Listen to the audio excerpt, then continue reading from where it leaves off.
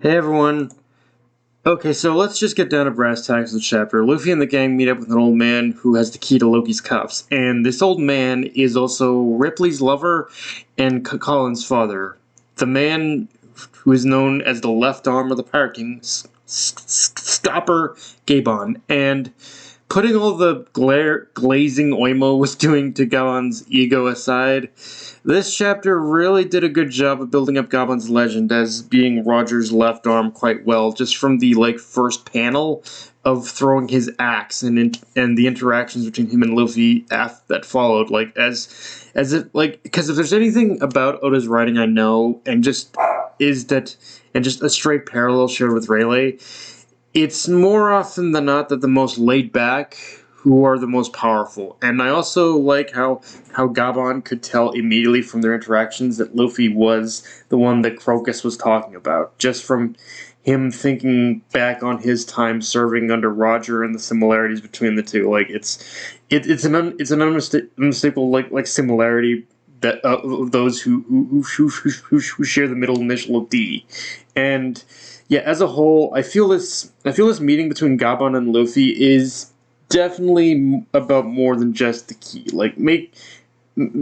With Rayleigh before him, just like with Rayleigh before him, I think Gaban wants to test Luffy to train him to see if he's capable of facing what's to come.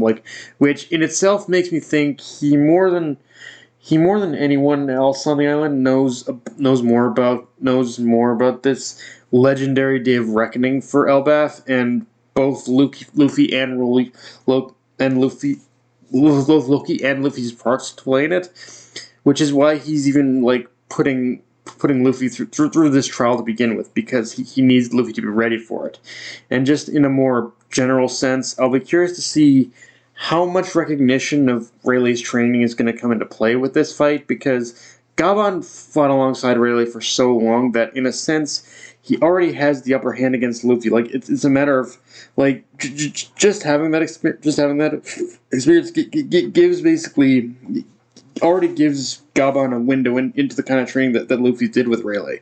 So I think here it's going to be a matter of how Luffy improvises, how he can adapt and grow even further beyond his training with Rayleigh. Um, on a slightly minor note, though, I want to talk about the genius play of Oda having Scopper Gaban living on Elbaf for the past 20 years, because when thinking on it from a surface level, it's basically the same situation as Rayleigh with him living in exile, but the difference with Gaban is because he made Elbaf his home after Roger's execution, he's been able to avoid the prying eyes of the government, and I think that was very much intentional. He chose Elbaf because he knew it would be the perfect place to hide, given the Giants are somewhat isolated, albeit less so than Wano, but it's generally the same principle that the Giants don't have any kind of official standing with the world government, so it makes it easier in order to hide on Elbaf. And and they're somewhat but get with Gabon he also know but with Gabon he also knows, I think, Elbath's value in regards to learning the secrets of the world. I bet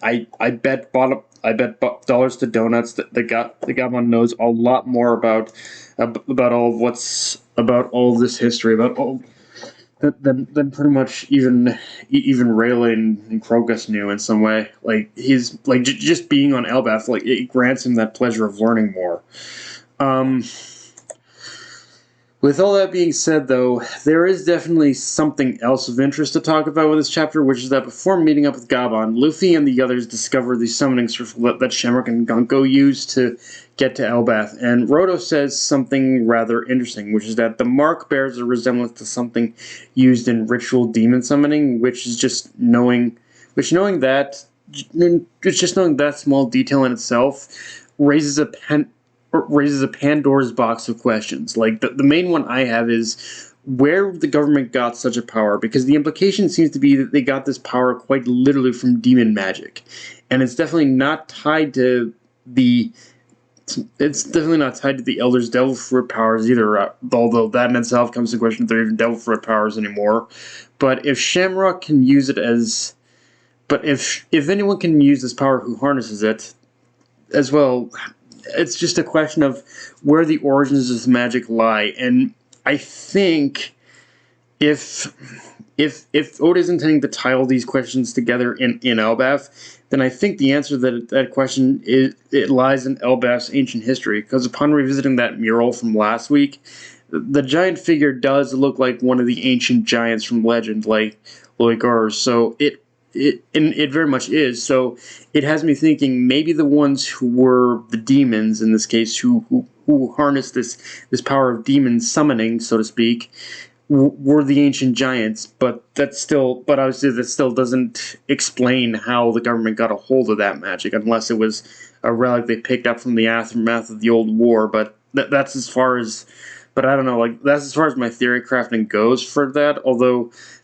final thing I will say is that Gaban knowing about Shanks stopping Loki, I'd be willing to bet it was on request from Gaban. Like Gaban knew that Loki, that maybe Loki, like even though Loki had good intentions, maybe he got ahead of himself and he tried to gain control of the power he wanted too soon. So it just wasn't Loki's time in order to grab hold of that power. He needs to wait just a little longer. But now it is because it is getting closer to that time. It is maybe he's okay with letting Loki free. I don't know. And yeah, on a more general note, I love Gaban's like vibe during this whole chapter, with him having much more of a free spirited outlook on life, almost like it's almost like every one of the Roger pirates we know to be still alive have taken something of Roger with them in life and applied it to how they live the rest of their lives.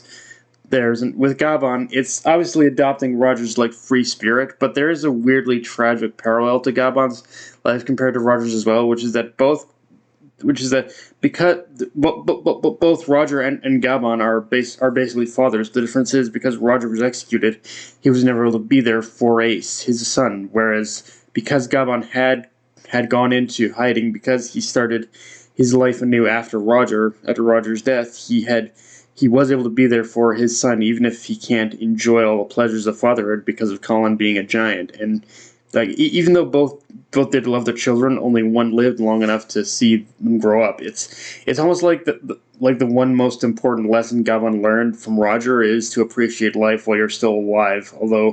Admittedly, that thing